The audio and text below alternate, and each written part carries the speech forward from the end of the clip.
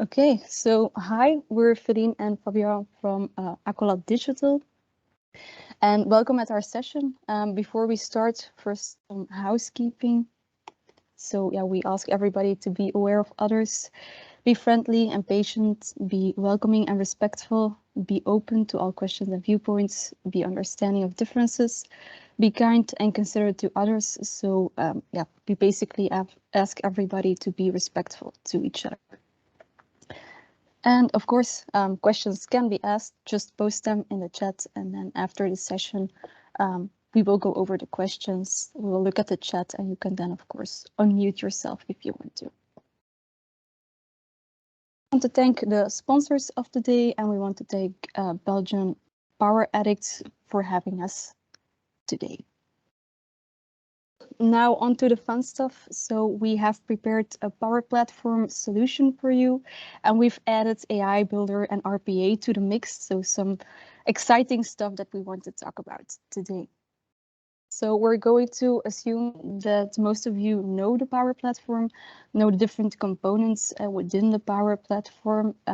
So we're not going to dive too much into this slide, but here we have we want to show you which components that we used in our solution. So we use a Canvas application. This will serve as an interface to our users. So our users will only interact with the Canvas application. And then we have some Microsoft flows that run in the backend. We also have an RPA flow, and we've added AI Builder to get some intelligence, some processing, and so on in the backend. And we're also going to talk about the power of connections with data connectors. So what's the problem that we tried to solve with our solution? Well, we have automated the employee onboarding process. So every once in a while, a company has some new joiners that needs to be onboarded in the company. And for this, a lot of administration needs to be prepared. So once a company decides to hire the employee agreement needs to be finalized. This company might also offer some benefits like mobile phone subscriptions. So then, of course, these things need to be brought in order. Also some administration there. Also, IT-related topics like a user account needs to be created. And of course, we want to welcome this new employee on the onboarding day and give the employee all the required information. So nowadays, this process involves a lot of manual steps, and is usually done by HR with a lot of manual actions.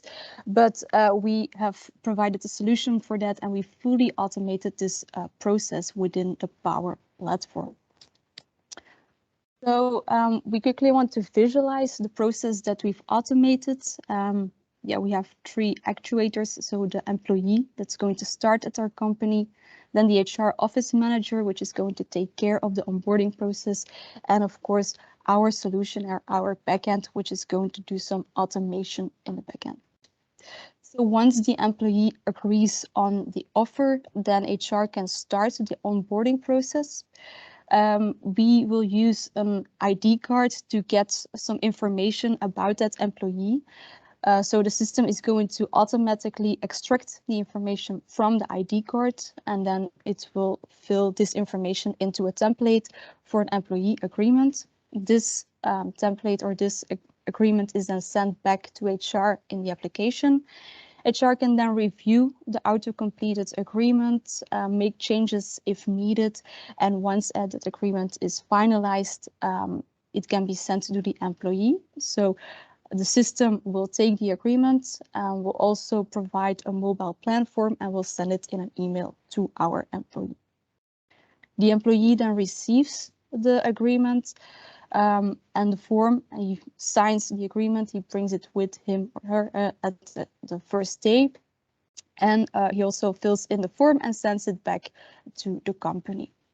So the system will then see whether the email was received, will extract the information from the form, and is then once again going to present it to HR in the application. So the office manager can once again check whether the extraction was it was correct, whether some changes need to be made, some manual adjustments need to be made. And once everything's fine, the system will then use that information to provide that information to our provider, our mobile plan provider, to set up a subscription for our new employee. Then the IT related stuff, so HR will then fill in all the information to create a user account. Well, most of this information is automatically filled in, and HR just needs to review and needs to check whether it's correct. And then the system will automatically create a user account for our new employee. Then on the day of the onboarding, HR is notified that somebody is onboarding today, and a template email is prepared. So HR can once again make changes if needed and send the welcoming email with a lot of information like login details, so our employee can start at the company. So let's now look at our solution in action. So it's time for a demo. For this, we have 2 people involved. Melissa, our new employee. She's going to start at Robotic Incorporated. And then we have Brian Walls, which is our office manager, and he will take care of the onboarding process. So I'm going to end my slideshow here for now, and I'm going to share the application with you. So this is the onboarding application. I'm currently signed in as Brian, as you can see here. And once I open my application, then I get this nice dashboard where I get an overview of all the onboardings that are ongoing or are already closed, like these 2 at the top. And I also get this in some nice figures here at the insights part of the app. So for now, I'm going to start a new onboarding. So I click this button. The first thing that I need to do is I need to provide some information about the onboarding. So I need to add the first name, last name, and email address. So I'm going to add Melissa. Fabian is going to help me out here. And then we need to provide the job title. Well, Melissa is going to join us as a Power Platform consultant. Okay. Melissa has been so kind to already send me her ID card. So I'm going to scan the ID card. I have it here at my desktop. So I'm going to add it in the application. So let's add the front of the ID card. Let's add the back of the ID card. Okay, and let's continue. So the system is now going to look at the ID cards. It's going to extract the required information. Okay.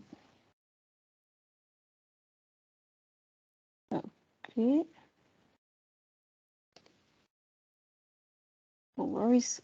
I'll just try it again. So this information is still here. Okay. Okay. So let's continue. Okay, then we're just going to fill in the information here. No worries.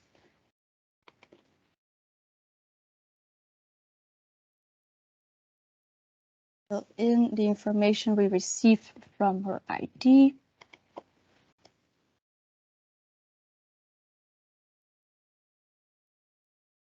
Okay, give her a national register number and an address. Just say Belgium. And continue.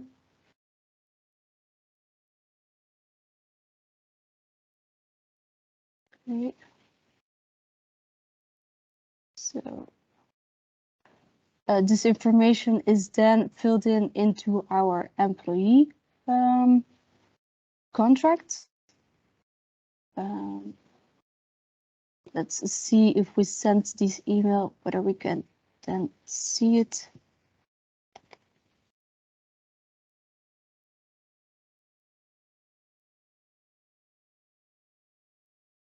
Okay.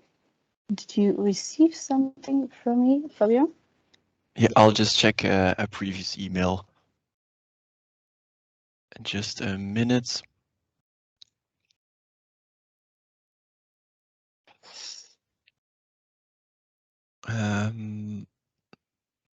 Okay.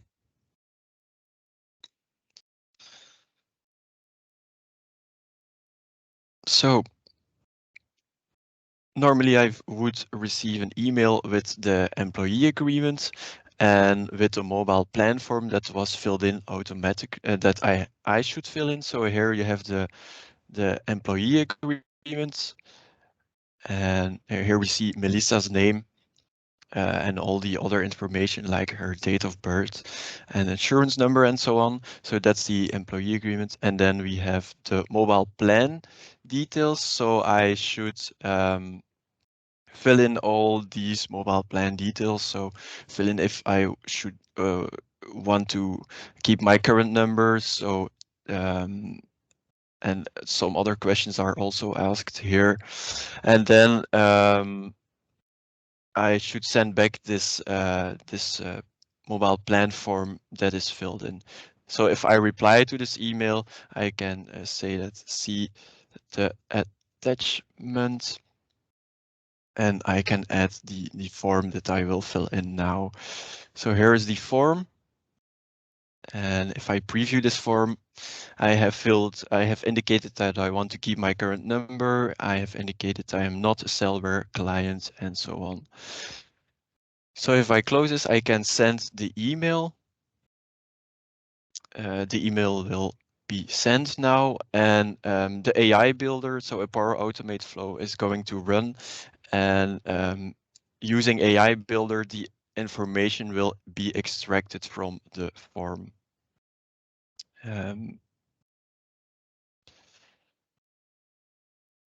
Feline, I see that you can maybe share your screen again. Yes, so I have received your email.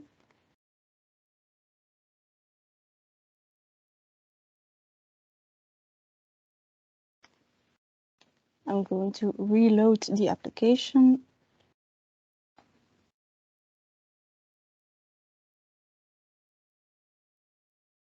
I'm going to check whether Melissa has sent me the employee agreement. So it might take some while before the system recognizes it.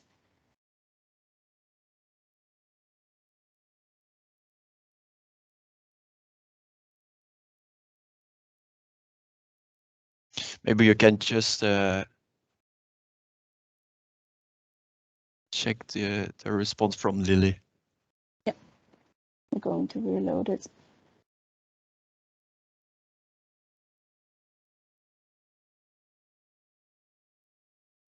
Okay, so I'm going to refresh the application. Like I said, it might take a while before the system sees the changes.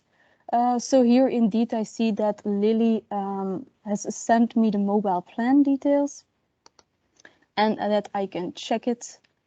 So, okay, here I see the form that she sent me, and here on the right I have the extracted information.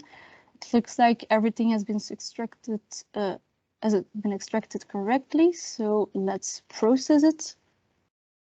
So now the application is going to use this information which is extracted from the form, is going to connect with the legacy application of our provider, and is then going to fill this information into that application so that we can set up a mobile plan for our new employee, and that they can then use the subscription of our provider that we work with. So this might take a while.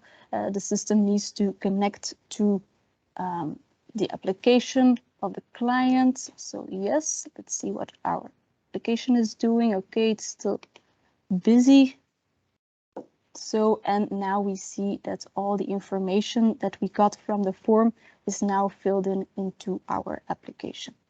It's submitted, and okay, let me check. I receive a confirmation of the registration. So that registration has been done correctly. So let's go back to the application.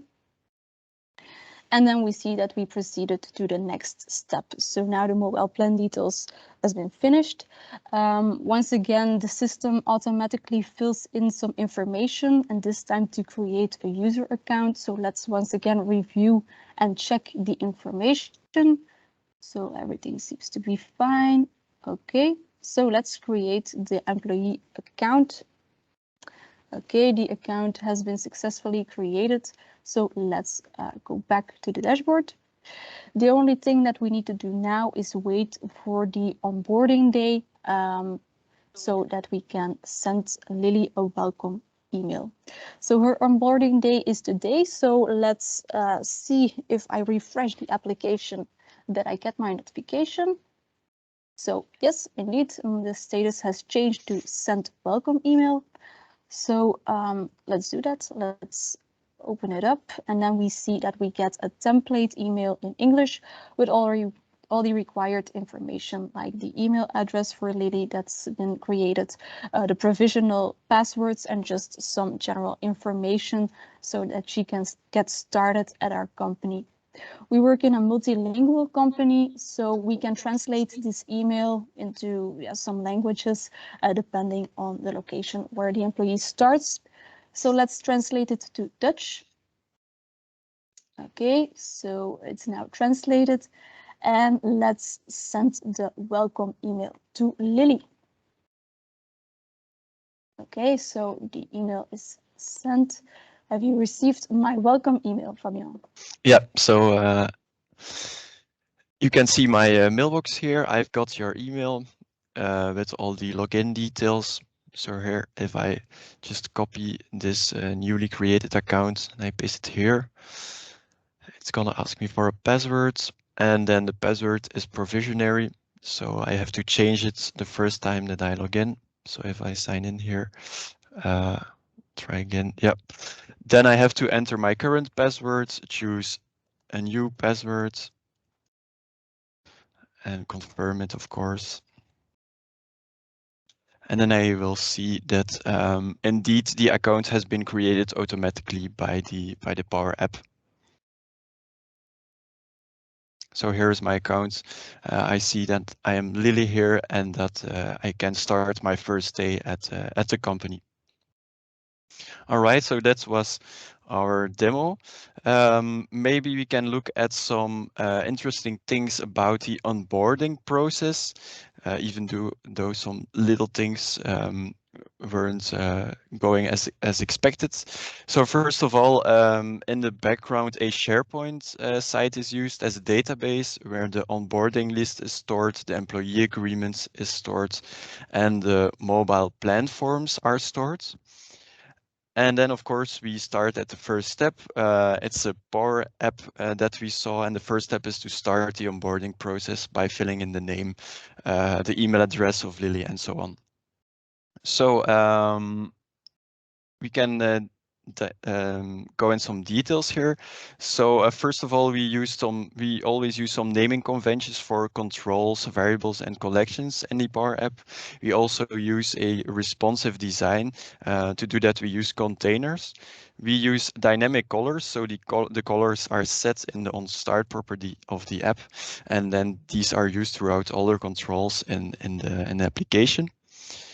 It's always important to use as few controls as possible because a lot of controls could lead to complex apps and could lead to slow performance.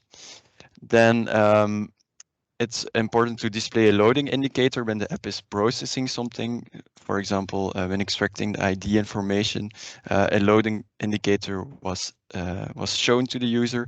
And then we also will take a look at some performance optimizations. For example, use concurrent functions when possible when executing codes. So let's go to the application. Here you see the application. And first I will zoom in on the controls at the side here. So here we have all the screens. Every screen name always ends with screen, as you can see. And then if we drill down, we always start with a container at the top. So here we have a container which consists of which contains 3 containers. And when we look at the naming convention, we always abbreviate the parent name. So here we have dashboard screen, and all the controls start with DS. And then we have the name of the control itself. So it starts with the type of control. This is an image, so it's abbreviated here. And then we have the name of the control. So this, for example, is an image which is the loading indicator with which I will show in a second. And then here we have, for example, a label. You can immediately see only from the name that it's a label. And this is handy to have a nice structure in the application and to quickly refer to other controls if necessary. So these are control naming conventions. We also use variables, of course. So here the onStart property, if I expand this, we have the onStart property at the side here. My window is a bit too small, I think. That's weird. Maybe I should reload the application quickly.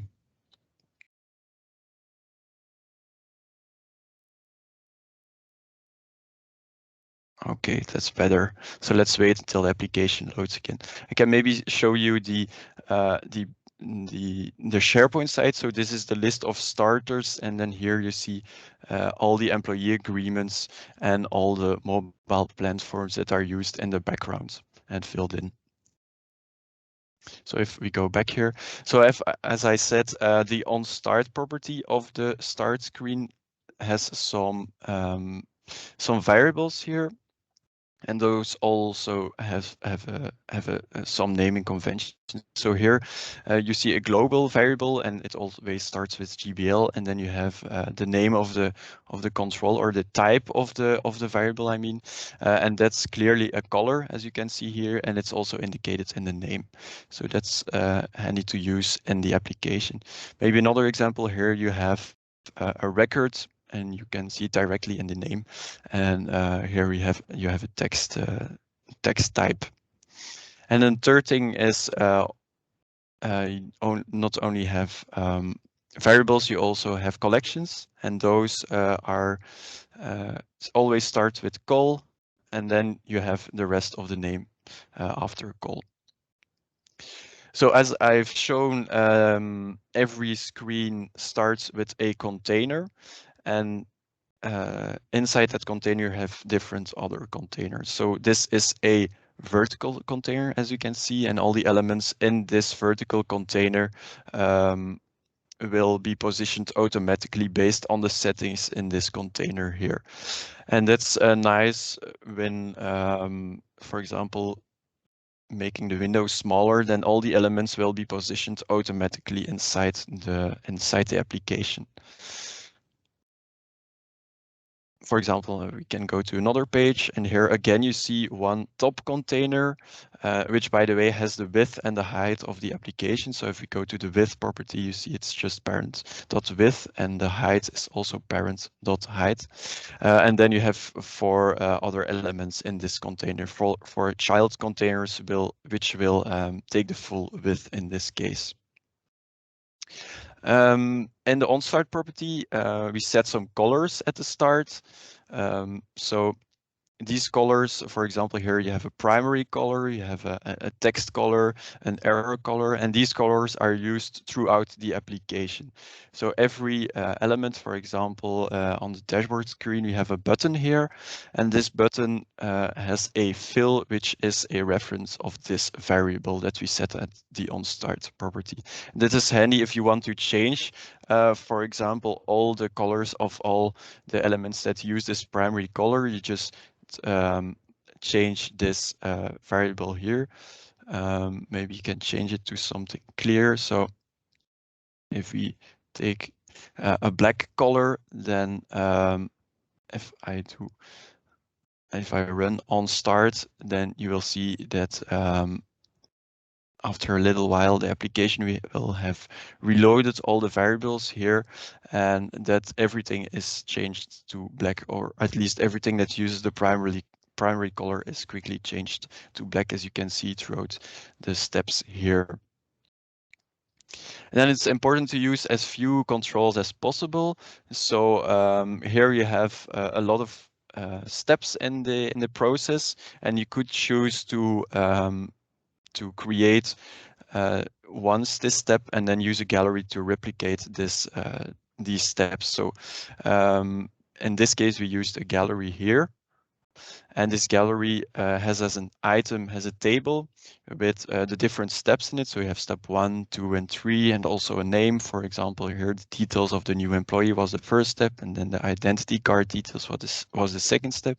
And this is replicated because of the functionality of such a gallery. So you don't have to use a label here, a label again here, and a label again here. It's automatically set by the gallery.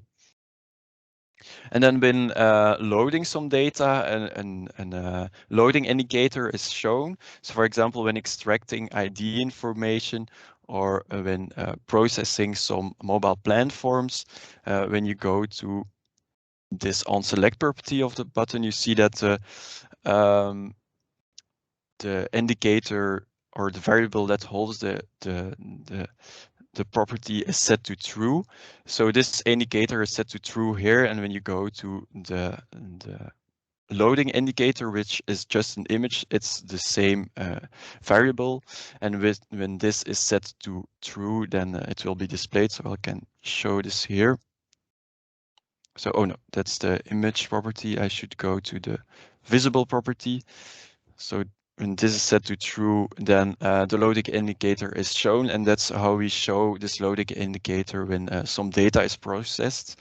So when going back here to the button, we see that this variable is set to true here, and at the end it's set to false. So that's how we know that the user has an indication that data is loading, or that some formula is run. And then the last interesting thing that I want to talk about is, again, on the start property, a lot of colors are set, a lot of formulas are executed, and normally all those formulas are executed one after the other. But here we have a formula which is called concurrent, and this formula improves performance because it executes all the formulas inside it. So here you see all the formulas inside it in parallel. So it takes less time to process everything because it's done in parallel instead of one by one. Okay, the second step was then to get a scan of the ID card.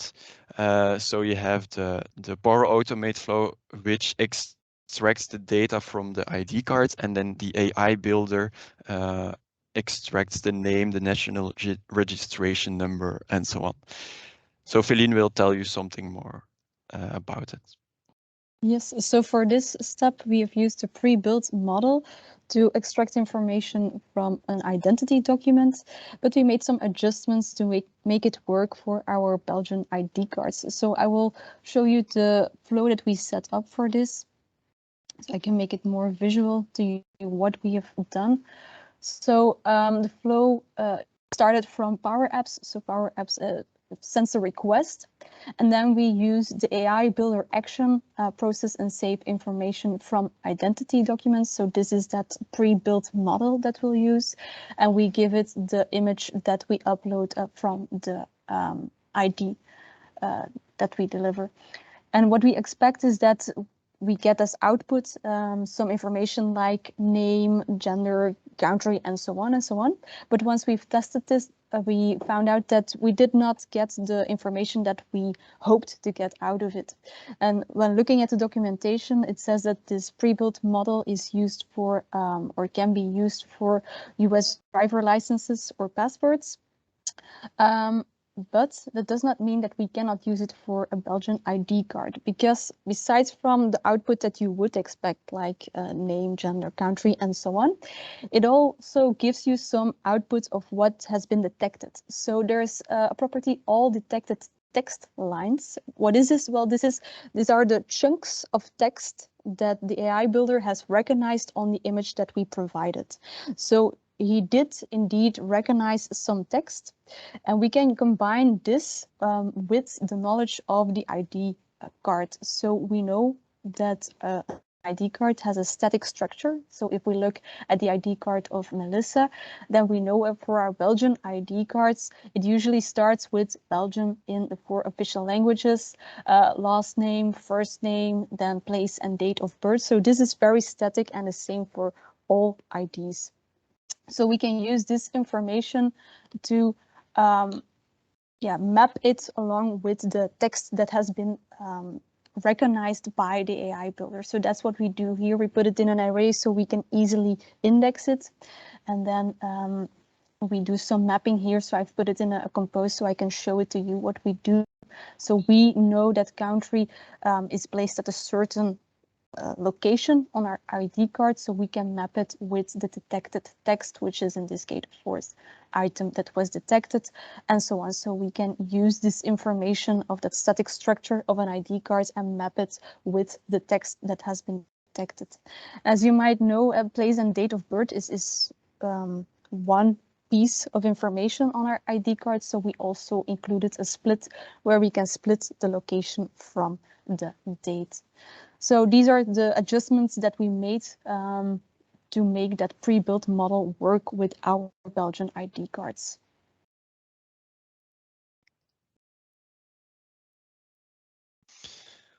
All right, and then once all the information is extracted from the ID card, another Power Automate flow runs to fill in the employee agreement.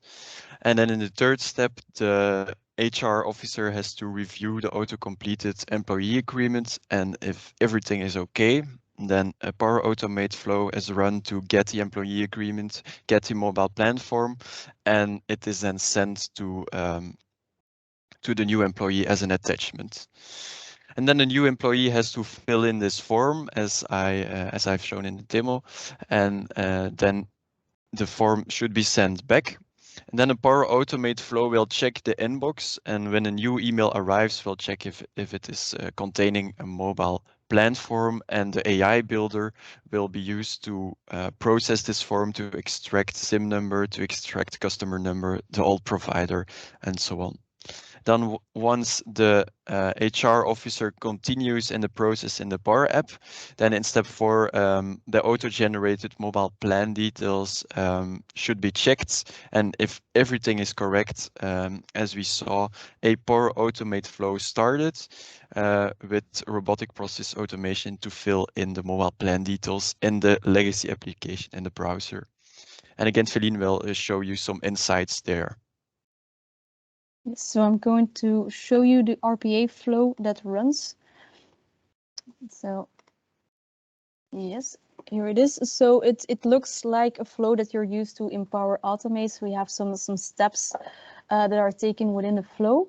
A first tip or tip and trick that we want to give you is to use the actions. So it might be tempting to use a recorder. You have a recorder here where you then can record all the steps that you want to take. And although it might be helpful to get a first idea of what you want to do with the RPA flow, we strongly advise you to use the actions because it gives you a more robust solution, and then you can decide which actions needs to be taken, which actions needs to follow in this flow.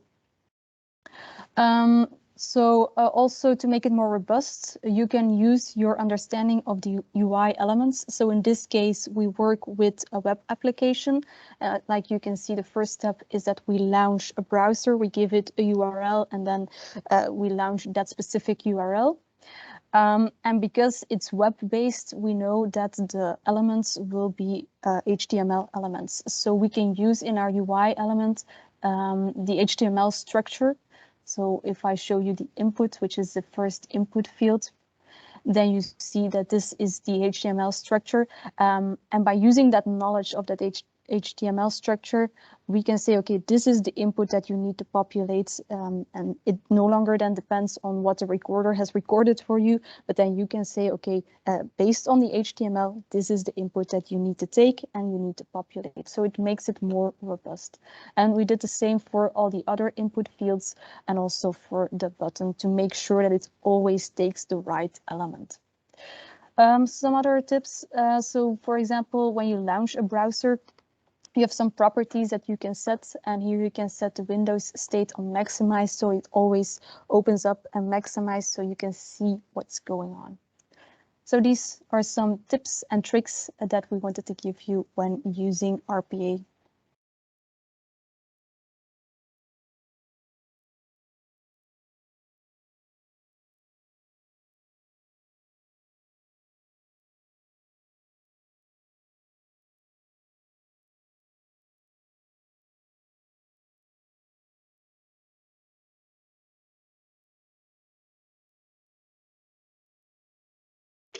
Fabian, you're on mute. Thanks. So the fifth step here is to create a user account, and this user account is created automatically by the application. And as we saw, first the HR officer had to check if all those details were correct and then click next. And this connector, this Azure AD connector, is used to create this account. So this account is created in the Azure Active Directory automatically by the connector. And then once it's the onboarding day, we go to step 6. And in step 6, the HR officer has to review the email that was generated automatically. This email could be translated by the Microsoft Translator connector to a language that is available. And then the email is sent through the Outlook connector to the new employee to start his or her first day at the company. All right, so we hope that you've enjoyed our little demo here. Maybe there are some questions. You can just put them in the chat or just unmute yourself and ask them directly.